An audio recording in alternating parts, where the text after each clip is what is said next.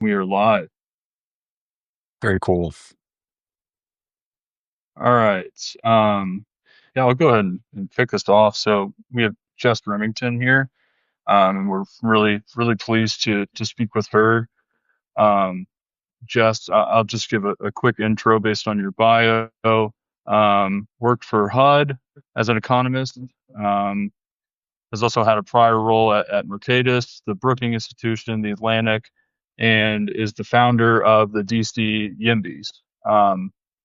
And so a master's degree in economics from GMU and a really awesome article on densification that sort of introduced Boyd to your work. And so we reached out and we're glad to finally get to have a conversation with you. Awesome. I'm so excited to be chatting with you guys. So I think the best way that we found to kind of like have these conversations is to first, kind of just frame the question broadly in terms of whether, first off, you think that there is a housing crisis in general, and then conditional on yes or no, kind of like why you think that is and how you would characterize it. For sure. So I think whether or not we want to call it a crisis, there's pretty clearly a major problem of housing affordability that's being caused by a housing shortage. And there's a couple different metrics that we can look at here. So in terms of home ownership, how many years of work does it take for the typical American today to afford a home in this country? Compared to 1970, it took about 2.5 years worth of income to buy a home. Today, it takes over 5 years. And so that's to say the ratio of the median sale price for a single family home to the median household income has doubled in the last 50 years. And that's just the upfront sticker price. Of course, interest rates are really important when it comes to the monthly mortgage payments. And so historically low interest rates during COVID were partially responsible for this huge home price inflation that we saw in 2021 and 22. But now the home prices, they've still remained very high. Interest rates are high now. And it's this combination at this moment that's making homeownership really difficult to attain for people. Because in order to afford the down payment today, you need nearly twice the income you did in the 80s. And because of the high interest rates, Americans who buy a home now are spending more every month on their payments than in the last like 30 years, roughly. And it's also a generational problem. Everyone's affected by this, but it's really disproportionately impacting younger people. And by young, I mean, it's actually affecting everyone like under 65. Mhm. So when you look at the data broken out by age group, like sometimes there's folks who are criticizing this gloom and doom on housing. They say homeownership rates actually have been pretty steady since the 1960s. It's always hovering around 65% with some like fluctuations based on these macroeconomic shocks. But when we dig in the data, this pattern emerges that the only reason homeownership rates are steady is because of senior citizens. For this demographic age group over 65, their homeownership rate has been growing since the 1980s, but for every other age demographic, it's fallen. The younger Mhm. you are, the worse it gets. So Gen X is 6 percentage points less likely to own a home today than in 1982. Millennials are 10 percentage points less likely. That's pretty significant. And it's not just because of changing lifestyle preferences. The pattern holds whether you're married or not. And it makes sense. The shortage is a problem that's hitting people who are newcomers to the housing market. They don't already own a home. And it's not hitting the incumbents who already own a home quite as much. Um, I can keep going. I can talk more about Yeah. So like just the, to the make rent sure I affordability.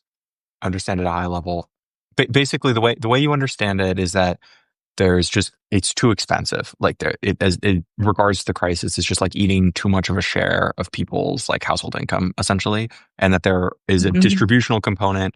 That there are like incumbents who purchase a home at lower prices, and they've been able to like basically do fine if maybe they've actually benefited from this. But then people who weren't like incumbents in the housing market are being squozen out. Is that like a fair Yep. kind of like 30,000 foot summary? Absolutely. And I would also touch on you did this great interview with Dr. Gupta last week, and he mentioned that this just looking at like the share of income spent on housing is insufficient, right? Like, and we're talking about rent, the proportion of Americans who are rent burdened or extremely rent burdened, that's been growing. But that understates the severity of the issue because even when we look at these stats, we're not really looking at quality adjusted housing. So people are also, they're adjusting their housing selection to ensure, let's say, oh, I want to keep spending just 25% of my income on rent. But in reality, they're also making these other trade offs like they're getting a smaller place or they're living with Mhm. roommates or they're moving to a neighborhood with higher crime or worse schools, or they want to live in a city near their job. Instead, they have to move further away and commute a long time. Um, so yeah, in addition to the fact that there's the distributional effects disproportionately affecting younger people, it's eating up a larger share of people's income. They're also being forced to make these trade-offs, and there's other downstream consequences like um, the fertility. Some Hmm. people say there's a fertility crisis, but the fact is fertility is falling in the US globally, but studies have found rising home prices do lead to declines in new family formation. So, at least one study found that when home prices increased by 10K, the fertility rate among young people who don't own homes yet declines by 2.5%. They found that unaffordable home prices have an even larger effect on fertility than the unemployment rate does. Hmm. Um, and then it Yeah, also, and sorry, go ahead. Lyman Stone did a study. I think it was the Institute of Family Studies that did sort of a deep dive on the typologies that are present in major markets, and that they're not very suitable to sort of household formation, if you will. I'm wondering what your take is on that. I would assume. I mean, my mind always goes to uh, you know the market kind of responds to the conditions. It's the economics of building, massive multi-family developments that are all studios. If the economics are better on that development, then that's what will happen ultimately. So I'm not sure where policy could play a role in this.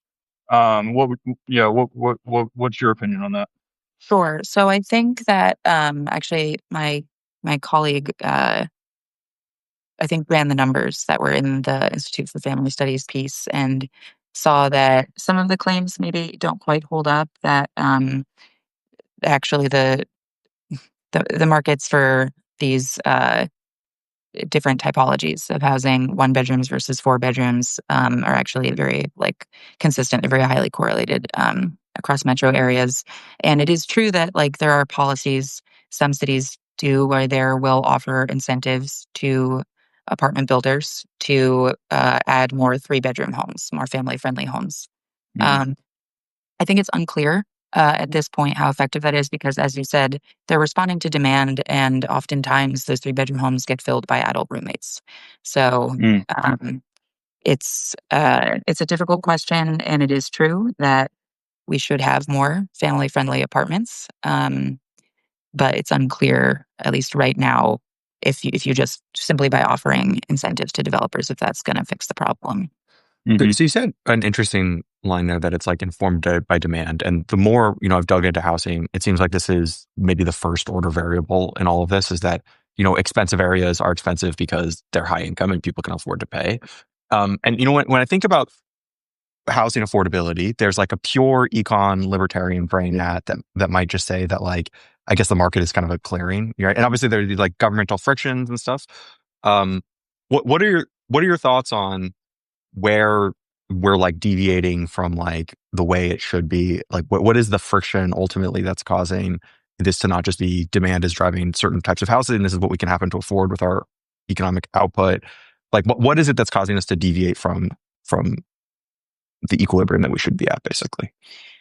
Well, we'll certainly get into this, but it's like the hot topic du jour, but zoning regulations Okay. are one of the biggest barriers, one of the biggest impediments in home builders being able to actually meet the demand. But we can get into a lot more details around the specifics of which regulations are the most costly. Yeah. But so Hmm. ultimately it's like it's just a regulatory story, like kind of like that there's these regulatory frictions that are causing us to fail to construct the right amount of housing, basically. You could argue. I mean, there's always even absent any regulatory issues, like there's always going to be people who their incomes just simply aren't going to be high enough to afford housing, even in low income areas. And so, there's a role for like subsidies and shelters and interventions to assist those folks. But I do believe that the majority of like middle income or median housing is becoming unaffordable because of regulations. Hmm. Cool. I'd love to get your take on. I think Jersey City, and I'm still a little fuzzy on the details. I should have brushed up on this beforehand, but I assume you're familiar with the City story, where, as I understand it, basically there's rent control on the one hand, and then on the other hand, there have been like developer incentives to put up high rises near transit lines and all the rest. Um, what other examples of like sort of that hybrid approach have we seen? A lot of the research that we've looked into on rent control um, has pretty negative externalities, it shows. But I'm wondering if it's done in tandem with other building friendly policies, what the outcomes kind of look like. For sure. I think, rent control is most destructive when it applies to new construction and Mm, or even, very recent construction. Jersey City's rent control, my understanding, and it's the same case in a lot of cities, that I think more smartly, they try to apply their rent control only to buildings that have, let's say they were built pre 1974, whenever some law was implemented, or pre, 1980. And so it does not affect any new construction. And so you do see like a pretty big disparity, like a gulf between median prices for these older hmm rental units and the new stuff coming online. Um, but that does seem to me like if you're trying to balance, um, if you're trying to balance security for longtime residents and not being pushed out of a community in the short term, with actually stabilizing prices and helping reach a better price equilibrium in the long run, to like Jersey City, I think some of what made them successful is um, actually a long time ago they upzoned to allow for what my friend Alex at the Niskana Center calls missing massive housing, in hmm contrast to missing middle, just really large apartments. They Mm. also focused on transit oriented development, which means a lot of these large apartments are on top of subway stations. They're right around the block, and so they don't need parking, which also allows for way more hmm units per building. And they have a really streamlined permitting process. So every single building doesn't need to go through just endless years of hearings. Yeah. Um, it's much more efficient Yeah. than not just like New York City, but even than like a lot of cities in Florida. Like Mm. it's quite efficient compared to the national standard. hmm Yeah, I've seen that like multifamily construction timelines have basically doubled since 2000. And obviously that has like a real financial impact on the return profile for a developer. So that on the one hand, like that, it's sort of easy to see how if those constraints are relaxed, that there would be more building. On the other hand, there, you know, I, I think that the YIMBY movement, the abundance sort of agenda, um, maybe overlooks sort of the construction productivity problem in the U.S. Construction costs have risen dramatically relative to inflation. Um, in 2024, construction accounted for 65% of an average sales price of a new home. Labor costs alone rose 5% last year. And basically, buildings taller than 4 stories have much different specifications. It's much more expensive to build those. And so when we talk about like building in already highly dense places, it seems like the economics may just not really check out there uh, for multifamily. On the other hand, so that's like the missing massive, right? Hmm. Um, and so I guess yeah, I'll kind of stop there, and I wonder from your end what kind of work you've seen on construction productivity. I kind of have this pet theory that since the U.S. has sort of had their construction labor subsidized by illegal immigrants in many cases, that there's been this lack of incentive to innovate or become more efficient in construction. That is, just conjecture. But I'm wondering what your take is on construction productivity and the role it plays. Absolutely. So there's actually, I'm not going to remember the name off the top of my head, but there is a really good recent research paper on construction productivity and actually firm size and the relationship Mm, between them. And so firms that contract to like build housing and do the project management for them are much, much smaller than the median firm size, actually, in the Mm, US. And you can see going back to at least like the 1950s, 1960s, manufacturing firms is one contrast. That the mm, median firm, it's exploded in size. It's over like 500 employees. The median uh, housing development firm is about 5 or 6 employees. It's mm, mhm, extremely tiny. mm, And the theory is that A, it has to be so tiny actually because of the zoning regulations and the arcane patchwork of rules that is differs not just like by state or by county, but by tiny little towns of just a few thousand people. In addition to not just the zoning regulations, but the building codes, the mm, permitting requirements, the design rules, the environmental rules. Um, and so having uh, this crazy patchwork uh, does not allow for economies of scale to develop, not just for mm, these firms, but also for construction, because construction shouldn't just have to be on site, right? Like yeah. we had this year's catalog of homes 100 years ago. It could be built off-site, factory built, and we've actually had a lot of great improvements in factory built homes over the last several years. And the problem, though, is that they might not conform to the very specific design rules and building rules. So it's the case that you can't often get economies of scale from the actual developers. mm, Um, and you also can't really get economies of scale from the actual construction side.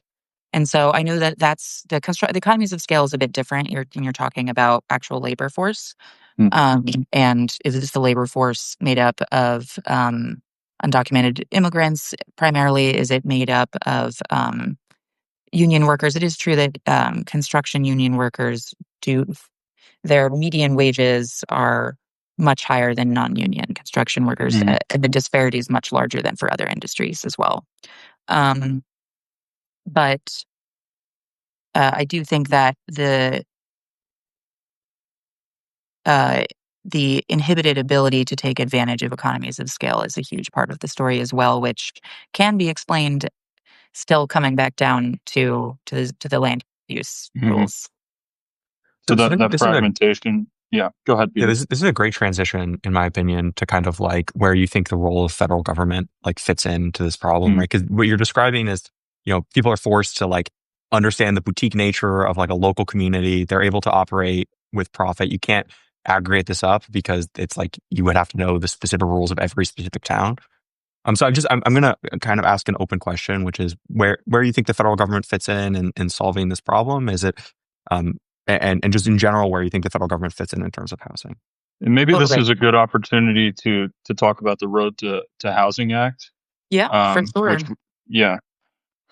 So I'll just first quickly, before I get into road to housing, say I used to work at HUD. I worked actually as an economist working on Section 8 housing. So I think housing vouchers I know that's demand side and that's not fixing the root of the supply problem, but I do think it's still really important that we're making housing more affordable for people who are just really struggling with employment or disability or other factors.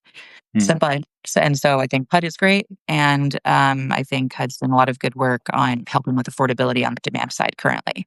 But going forward, I think there's exciting role for the federal government, and road to housing is a big part of that. So for anyone who's listening who's not too familiar with it, Road to Housing is a bipartisan bill. It passed unanimously through the Senate Banking Committee this summer, which is incredible that it just, fully bipartisan.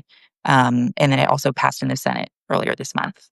And it's shifted the Overton window, I think, on what is Hmm. possible for the federal government to do, because it's for the first time, it's taking a very supply side approach to the problem of housing unaffordability.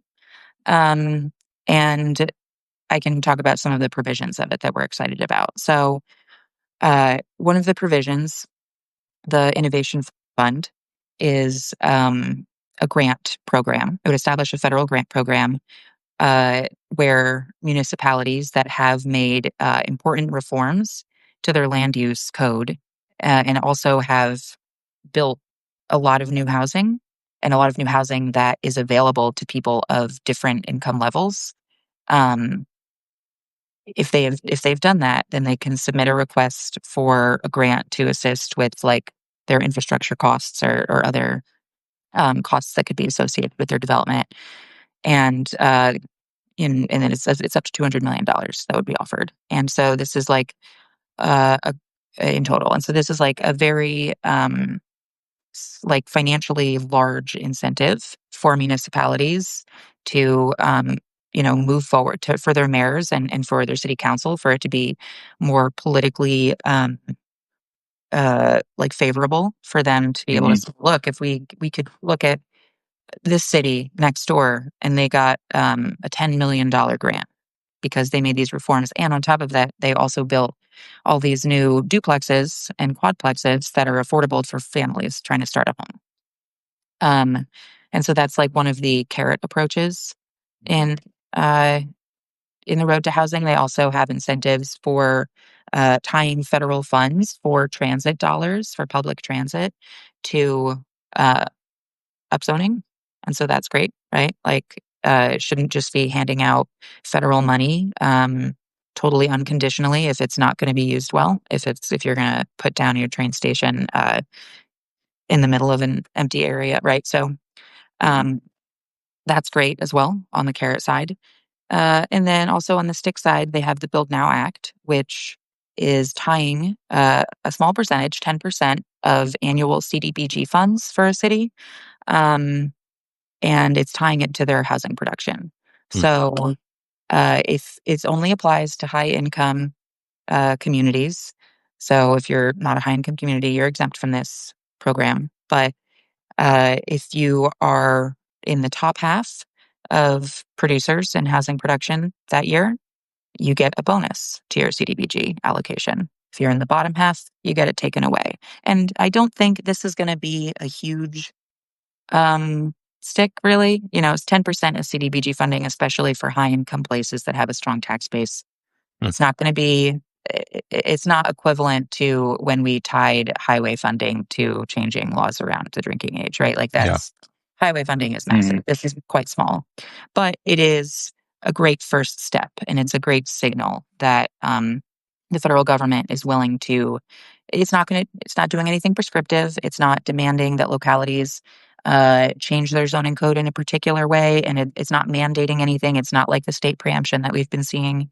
Um, but it's starting to get into some nudges, some incentives with carrots and sticks. Do you think that's like the right balance? Like in your mind, do you think kind of doing this or just nudging you to build more housing kind of on the margin is better than maybe there's other like avenues I can imagine the federal government would take housing, right? Like you could just directly inject money by trying to build construction going back to like 1960s style public housing policy. You could um, mandate I don't know if federal zoning is like legal, but you could in theory do that probably, like have some federal like zoning rules. So just I'm interested kind of whether you think that this is the correct direction they should do and they should like kind of keep amping up these carrots and sticks, or if this is maybe first step to something more dramatic, and if so, where you would want that to go. Absolutely. So that's a great segue into a proposal that we're working on at my office at Economic Innovation Group, which is called Right to Build Zones. And so the idea there is that the federal government, a team at HUD, or at another agency, a well-staffed agency, in combination with the groups of experts and stakeholders, would develop model zoning codes for different communities, urban areas, suburban and rural, slightly different standards for each of them. But generally, the idea is it would create model zoning codes that are leaning towards maximally permissive, right? And so it doesn't mandate anything, it doesn't require anything at all, but it's just a code that allows for you to build a smaller home on a smaller lot size, um, and you don't maybe need a parking Mm. space built in, right? And so the idea is offering these model codes up to voluntarily be adopted by municipalities if they so choose.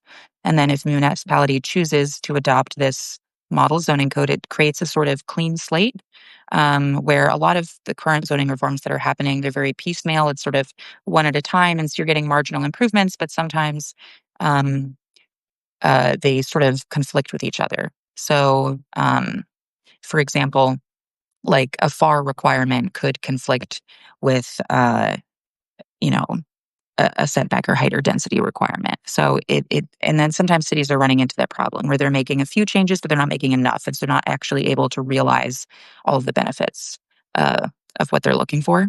And so we think creating this clean slate, offering it up to municipalities to voluntarily adopt if they want for very small parts of their community, just like maybe one census block, maybe just apply it to their highest density zones that they already have in the city. And then for each new home that they actually build, it would be an outcome oriented program. For each new home that they actually build that is like in compliance with this zoning code and meets a certain density floor, they would receive a subsidy, a new home dividend, we might call it. It sort of would Mm. operate like an impact fee. So this Developers would be need a to way pay. to kind of get closer to like mid 20th century, directly subsidizing more construction of homes, but like without doing it in that classic, like the government's going to go in and build the houses. Instead, you give some framework, and then if they manage to build it, you reward them. Exactly. It would be less prescriptive than what historically we've done. Well, so Mm. one of the things that I've been thinking about in terms of our conversations that we've had with people is the degree to which these informal rules often are as important as like the official statutory ones. So, like, for example, we had a conversation with Joshua Coven, and he was mentioning that in New York City, I guess like the city council people have the ability to essentially veto housing construction in It's their this neighborhood. hyper localism. So I'm wondering when you think about like the government offering up, I don't know, these tools, right? Like it seems very plausible to me that someone could like accept them and then just like take the money and then just I don't know, refuse to actually like go through and undermine construction at every turn. So I'm just how do you think about that as a friction? How do you think about the ways to get around that, the ways to battle that? Absolutely. So 2 points to that. One is that it's totally true that one of the biggest problems with with places' inability to build new homes is all of the veto points available along the Mm. way. And that's why changing the zoning code to explicitly allow this stuff by right. And so it removes the veto points. It says Mhm. as long as you are compliant with the basic requirements that we've laid out, it is allowed by right. And people can try to sue, but they're almost certainly can try to sue or intervene, or city council could try to intervene, but like legally, it will almost certainly be rejected by a judge. And that's the case that in most of the U.S., detached single family homes are allowed to be built by right. That's already the case for them. And so, as long as they meet those basic requirements, the veto points don't exist, which is why we've seen uh, developers are often incentivized to they're preferring to Hmm. choose the type of housing that doesn't have as many friction points and that has a lot more certainty. So I think that would be a critical part of this right to build zones proposal that we have, but it's also a critical part of I think all zoning reforms that need to happen. Is that just just make it by right, and that does so much to speed up the process and reduce costs. Um, and then I think just quickly, the other question you asked was how could we make sure that places don't just take the money and then block housing along the way? Is we're still figuring out the specifics of how to structure this, but we Yeah. would want the money to be distributed once the homes have actually been permitted. That makes sense. So, or built. Yeah. So I wanted to talk about, and you touched on this several times, about how there's still areas like kind of in the urban ring, or like the exurbs, that are entire swaths of areas that are still like still zoned for single family only housing. They happen to be extremely expensive, and it seems that uh, these places are the most ripe for this, sort of gentle densification, this missing Mhm. middle typology. Um, and in fact, the Rowlett 2025 study out of MIT found that the missing middle, like the economics don't really check out Mhm. in highly dense areas because of redevelopment costs, et cetera. But in these neighborhoods like Western Brooklyn, Northern Queens, these areas, these expensive single family neighborhoods with good amenities, it showed that 39% of all additional floor space from citywide zoning upzoning uh, would come from only 10% of the actual upzoned land, and this is where the missing middle can actually be built.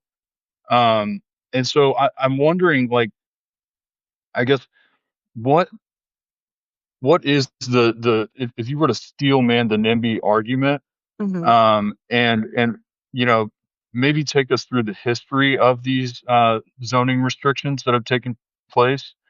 Is it that they don't want newcomers to inundate the resources, the school system, and how can that be mitigated? In Texas, there's this thing called municipal utility district, where certain municipalities have basically unlimited tax authority, and they issue bonds that will pay off developers over time, and so there's kind of this like full scale system. And I'm wondering what's missing from, especially it seems like in the Northeast, these neighborhoods seem pretty prevalent. So can you talk a little bit about that? Sure. Let me just take a second to think through, because there's a couple points here. Um, but uh, so I would start by saying that actually, just with in terms of changing perspectives with messaging, there's been just changing people's opinions on the subject about like, do they want um, the rules to surround land use to change in their community? There's been like uh, a lot of research the last couple years, particularly on just like public messaging interventions. And so they found some results that if you run a campaign around removing mandatory parking minimums, if you just alter the language a bit and Mm, describe it as allowing for the parking flexibility and allowing for homeowners and small businesses to choose rather than use it like. And so I think in general a lot of the findings are that when we talk, we're in this like sort of wonky conversation right now, but that generally if you're trying to implement these reforms at a local level, avoid this wonky language and mm, um yeah, there's just like other framing that actually yeah. proves that's quite popular if you just change how you talk about it. So that's on one side.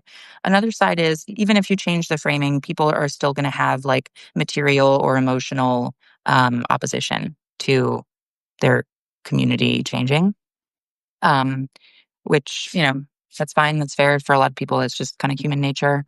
But I think this is something that I don't want to speak too overconfidently on, but my understanding is that I think threat in the South. I think what sometimes happens is as cities are growing, they want to annex the like smaller unincorporated communities around them.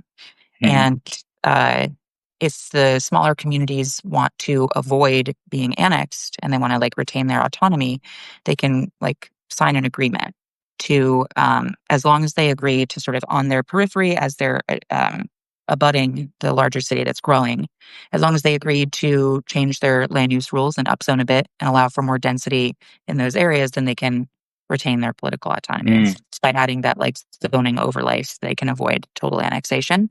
I think we see that more in the South, but my understanding is it doesn't work quite the same way in the Northeast with that threat of annexation. And the fact is, um, just like the cost of infrastructure and services and utilities in more sparsely populated places, it's more expensive. And then the people living in more densely populated places are often subsidizing the less densely populated Mm. places. So if we wanted to change, how the costs are distributed for infrastructure and for utilities and services, I think that could also incentivize more, changing the rules of what the community Hmm. looks like. So I my do. understanding, basically, there's like the surrounding communities, because they're not part of this, that they're not internalizing the costs of not building, and so Yeah. because they're not internalizing those costs, they underbuild relative to what you'd want in like a best case scenario. I wonder like why it is. Do you think that those local communities are like opposed to housing? I mean, even in the South, it sounds like they're trying to like they're compromising around the edges, but they're still fundamentally like opposed to annexation of these bigger communities. Is it like fear of crime? Is it fear of housing price devaluation? Is it fear of schools to degradation? Like, what is Mhm. like the reason that they don't want to join in with these larger communities? Everything you just said are like three of the most commonly cited reasons. It's fear of crime, fear of property value devaluation, fear of schools declining in quality, or like not enough funding for the influx of new students. And another one that you didn't mention is parking is one of the Yeah. most frequently mentioned concerns about where am I going to park, especially if we make it more dense. Um, and so, yeah, these are all like uh, very like serious concerns that people have about the functioning of their day to day life and their safety in their community. Um, and I think the problem though is you can come with data about how well this developer building this property is the tax benefits of all of these new residents, it's going to vastly outweigh the costs of the new students Yeah. for the school system. Or you could describe how the street actually there it's not going to change the parking situation at all. Like the parking that you're parking for your property or you're parking for these local businesses, it's going to remain the same. And then they still oppose it anyway. Yeah. So sometimes it feels either they don't trust the people telling them it's going to stay the same, or it's just sort of Mm. reflexive opposition to change. Yeah. It's interesting on the crime thing. Um, I can't recall. It might have been the Searchlight Institute survey that showed that was a top concern of people. You know, their response to what are the biggest problems associated with building more housing. I think crime was like um, the top answer, and so I'm wondering like what research you've seen that either confirms that view or goes against it in terms of like I guess specifically densification. What does the research show? Does it show that it's more socioeconomically driven and in like the uh higher more affluent neighborhoods densification doesn't lead to crime? So what have you seen on that? Uh, Basically, what you just said, that it's more driven by uh, socioeconomics than by density. As Hmm. we know, New York City, maybe not in the 80s, but for a long time now, New York City has had an extremely low homicide rate and crime rate per Hmm. capita. And it's lowest in some of the densest parts of Manhattan, definitely the densest parts of America. Um, and you can compare that to relatively much more suburban communities, like in Memphis or St. Louis, which Hmm. have dramatically higher crime rates. As well, and it's not just about cities, right? We always talk about crime by cities, but per capita, rural areas have extremely high crime rates in a lot of places. So it's I would say it's socioeconomically is a much bigger factor. Hmm. This ties this to one of like my favorite articles of yours that I read on Substack. The like, it's not just suburbs, like dense areas can build also. So do you want to talk about that article a little bit? Like kind Yeah. of the the main point you made and everything? Because I thought it was a great one, and all of y'all should go check Sure. it out.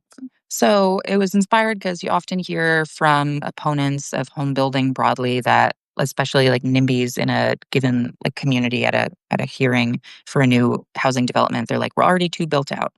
And often people saying this are in places that aren't even very dense. They're often in like kind of pretty suburban or, they're certainly uh, you see it sometimes in Manhattan, right? But it's mostly kind of in the suburbs that you see this that were too built out already.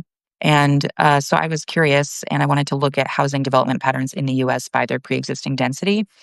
Um, and I saw this interesting pattern that people can go and check out the blog post. But over the past 10 years, uh, as we expect, most new housing development is in the exurbs. Think your classic suburban sprawl, like farmland in Texas, desert in Arizona, swampland in Florida, sort of bulldozing that, but it's adjacent to existing development. It's not in the middle of nowhere. It's on the edge of Mhm. suburban communities that already exist because it's just we're continuing to grow out. And so then that's sort of at a pretty low density nationally. And then new home construction per capita declines and it hits its bottom in these like inner ring suburbs Hmm. where a lot of NIMBY opposition is strongest. But then it doesn't keep going down, it ticks up again. And the densest deciles and ventiles of the country are actually building more homes per capita than a lot of those inner ring suburbs. And so a fun example is San Francisco is kind of notorious for having uh, too many NIMBYs and not enough home building, but they build quite a lot more housing per capita than Napa Valley, for instance. Um, and so the reason for this primarily is because of the downtowns of cities. Like this is one of the few places in the country, this is one of the few built environments where we're very comfortable allowing large apartments. Hmm. And so I'm happy to get it. I can talk about, I mentioned in the article, DC, Seattle, and Atlanta. Didn't mention Jersey City for just a few reasons, but Jersey City is another excellent example of these places. These are case studies of dense cities that have actually been building as much per capita over the last decade as the suburbs of like Phoenix and San Antonio. It's interesting you mentioned San Francisco because, and if you want to go into more detail, you're more than welcome to, but because it's an example of where they failed to agglomerate these different communities into one like unified governmental structure, right? Where I used to live in Palo Alto, so just outside, and it's not like New York City or even like many of these other areas that they have like actually Cook County would be another example where like a large part of the city is consolidated. I mean, it creates definitely these like weird distortions in the housing market, right? Where you have a ton of construction in San Jose, I guess like a good amount of construction in San Francisco, and but you have like essentially none in Palo Alto, and just because they don't Mhm. internalize the costs that are imposed from a lack of construction. Yeah, absolutely.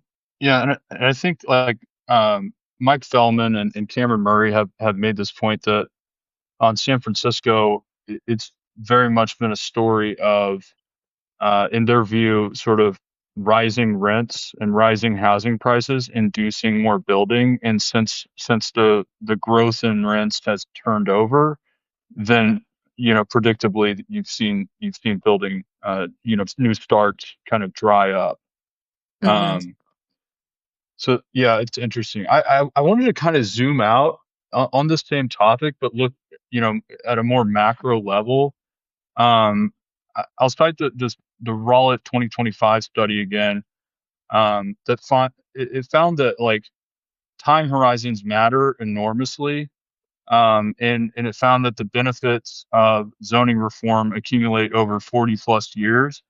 And it used these findings to sort of make sense of the NIMBY instinct.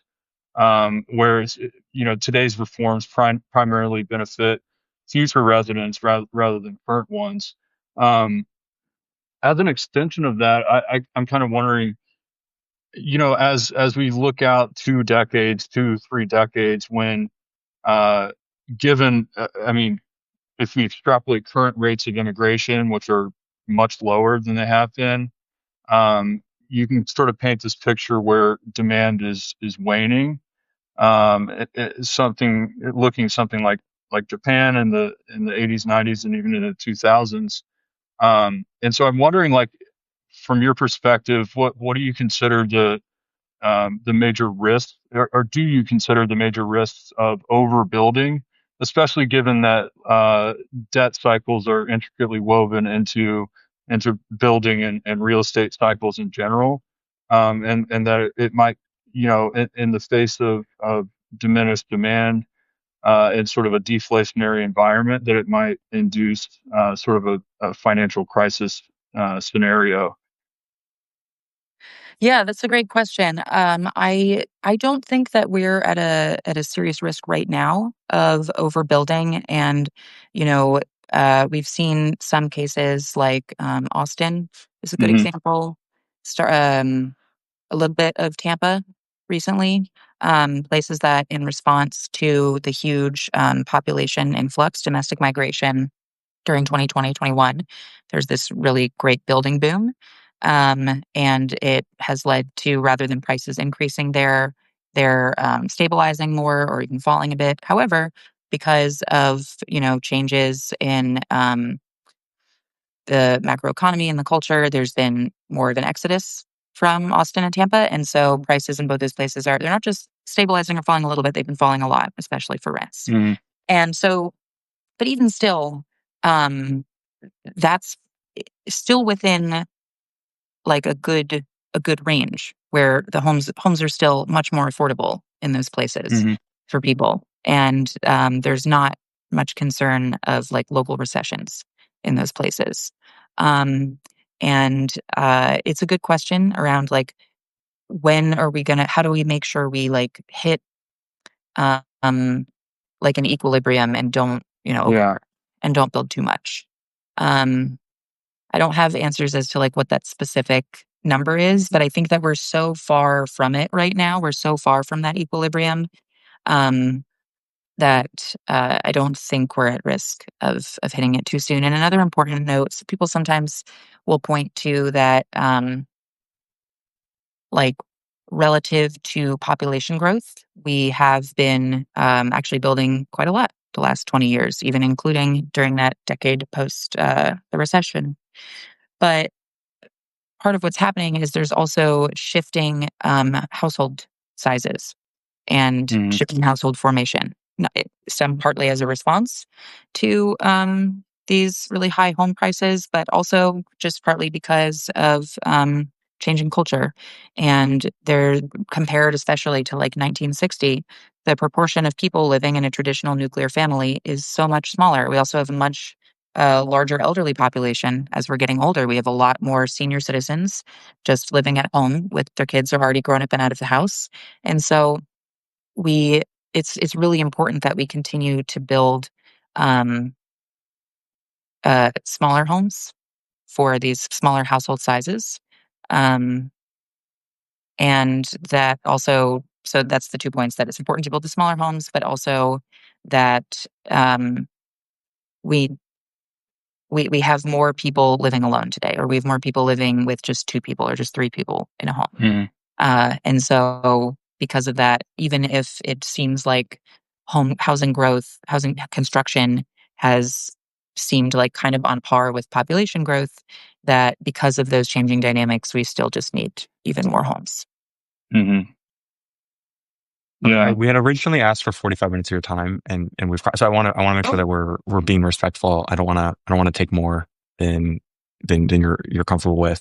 So I guess just to kind of like go towards wrapping it up. I, when you zoom out at this picture from a 20,000 foot level, do you think that this is like a solvable problem, or is it's probably going to be something that's just like for the rest of our life, housing is just going to be very expensive? I just like I wonder, like, there's like the black As pill, the like market white pill. corrects, Yeah, with as the the market market corrects, like, corrects, and there's a lot of pain, and then it's this boom bust cycle, where at the bottom the government needs to come in and sort of bail out risk takers for the greater good, and that sort of vicious cycle.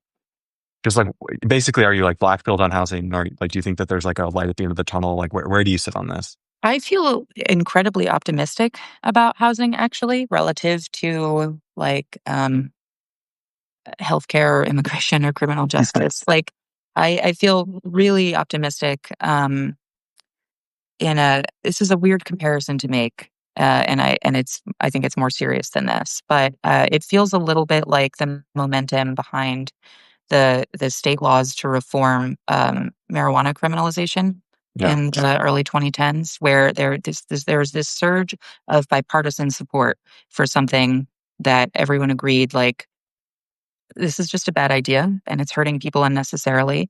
And there were local level reforms, state level reforms. Eventually, it might get to the federal level. And housing's a lot more complex than that. But there is like a growing consensus and convergence on the importance of at least certain zoning reforms, even if people aren't necessarily comfortable with upzoning. They're especially in more rural and suburban areas.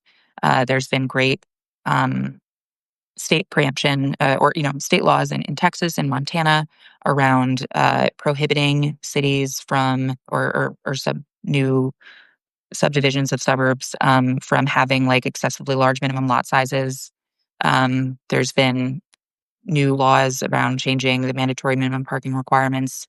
Um, and then, of course, there's the Road to Housing bill, which has all this support and is honestly, it's quite good. So I'm feeling really good to your point about, okay, but it'll take 40 or 50 years for us to actually realize these benefits. Um, I think that what we've seen, even in places like DC and Seattle and Atlanta, where they're still very high. It's too expensive and unaffordable for a lot of the country. But relative to cities with like similarly strong labor markets and job centers that they're vastly more affordable than those places. And that's after just 5 or 10 years of, in some cases, building um, just several thousand new homes. Mhm. And it feels like pretty small scale relative to what we can do. And so I'm feeling pretty optimistic about the housing future. I think that that's a good Well, I place wanted, to. Yeah, Peter, sorry, go ahead. I Go ahead. wanted just Sorry. Yeah. one more thing. While while we have Jess here, um, I feel like you'd be sort of remiss to not mention property taxes at all. Mhm. And so I wanted to get your take on to what extent, especially in certain states like California, I've heard it described as like there's just this wide bid ask spread in places like California where the market isn't clearing. And you have that exacerbated by sort of the rate lock-in effect. At the federal level, is there anything that comes to mind that could be done to sort of smooth out these property tax differentials, or I guess smooth out what's the downstream effects of the property tax differentials, and to hopefully like alleviate some of the frictions in the housing market to create more turnover, more sales, and more sort of price discovery in housing markets. That is a really great question. I don't have an answer off the top of my mind about what the federal government specifically could be doing here, but it does need to change. I suspect um, it'll have to happen at the state level that they're going to have to uh, you know modify these Hmm. property tax laws, and hopefully California. um, I know it's not been successful yet, but it Hmm. seems like momentum is building, and Yeah, I'm not as what's that? there was a bill last year that didn't make it, which would have Yeah. um, I can't remember exactly what it was. Oh, it was going to lower the threshold to pass Hmm. from like 2/3 to 55%, I think. Um, but Prop 13, stands in the way, and it Yeah, doesn't look like property it's taxes are moving. just they're so politically unpopular, right? Like you're seeing Yeah. in Florida right No. now that they're like rolling Mhm. back the property taxes that do exist. I feel like Mhm. at least when it comes to property taxes, I'm a little bit black pilled. Like I don't know if you can convince people really that they're like, I mean, they're economically efficient. And in fact, almost the argument economists make for why they're good, which is that they're hard to avoid, is I think like the Mhm. reason that like everyday people hate them, right? And so it's It's salient. It's hard to avoid. It's like the Mhm. least popular tax possible and probably the most economically efficient one. So it's one of those situations that I'm a little bit like, it's just what it I is. I don't feel great about it either, and especially, I know we're over time, but No, it's no. I just didn't the want to take any more of your time. Then the the land value tax folks, right? Like land value tax would solve this. Uh, it I've been a little bit black pilled on it in the sense that the places where it's either the places where it's historically been implemented were places where shifting from property tax to land value tax would lower the median person's taxes, which is why they Mm, adopted. It was historically in Pittsburgh before it was revitalized. It was historically in parts of Hawaii. They're talking today about let's do it in Detroit. And it's like, okay, but then as soon as it was effective and it resulted in like a lot of new development and a lot of like economic growth in that place, then people got freaked out about all the growth and then they got rid of it. And yeah. so I don't, I haven't seen like great examples yet of places that have managed to structure good land taxes, mhm, whether it's property taxes or, but of course, like Prop 13 is uniquely terrible, For and sure. Yeah. most of the country does not have like a Prop 13 kind mhm. of property tax policy. So, uh, yeah, I don't feel as optimistic about that as I do about other reforms coming down the No, but I pipe. Mhm. appreciate your analogy between housing reform and the weed legalization because it does have a similar flavor, right? That there's like a grassroots kind of like bipartisan feeling that Yeah. obviously policies failed in some way, and it has like momentum to change a specific set of policies with tractable changes, and that is positive, And, right? and Gavin Newsom sort of shouting out the abundance uh, crowd. This was like maybe 3 months ago. That felt kind of like a watershed moment politically. I mean, it was kind of just an indication that nationally there's momentum building. Hmm. Yeah. So anyway, it was lovely to have a conversation with you, Jess. Thank you so much Absolutely. for Thanks being so much, willing guys.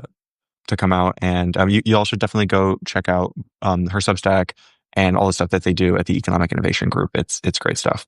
So thank you. Yep. All right. Thanks, everyone. Bye. Thanks. Bye. Bye.